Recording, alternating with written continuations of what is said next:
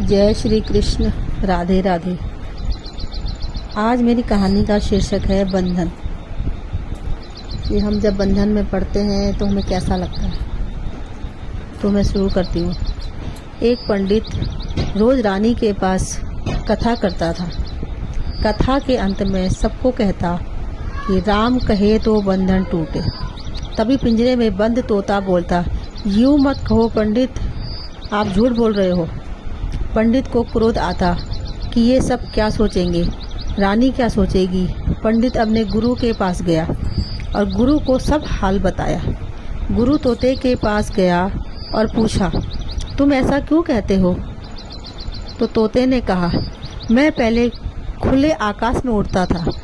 एक बार एक आश्रम में जहाँ सब साधु संत राम राम राम राम बोल रहे थे, वहाँ बैठा तो मैंने भी राम राम बोलना शुरू कर दिया।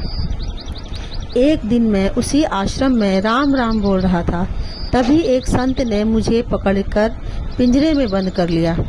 फिर मुझे एक दो श्लोक सिखाए।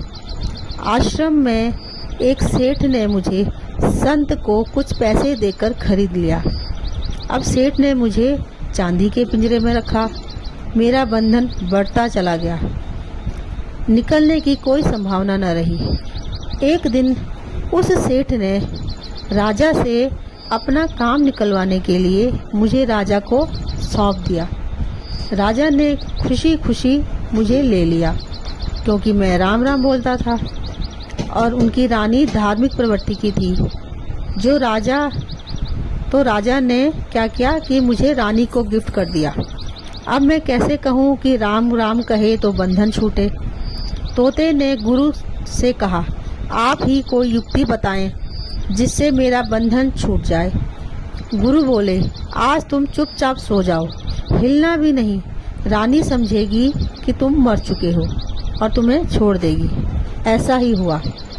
दूसरे दिन कथा के बाद जब तोता नहीं बोला, तब संत ने आराम की सांस ली और रानी ने सोचा कि तोता तो आज गुमसुम पड़ा हुआ है, शायद ये मर चुका है। तब रानी ने पिंजरा खोल दिया। तभी तोता पिंजरे से निकलकर आकाश में उड़ते हुए बोलने लगा, सतगुरु मिले तो बंधन छूटे।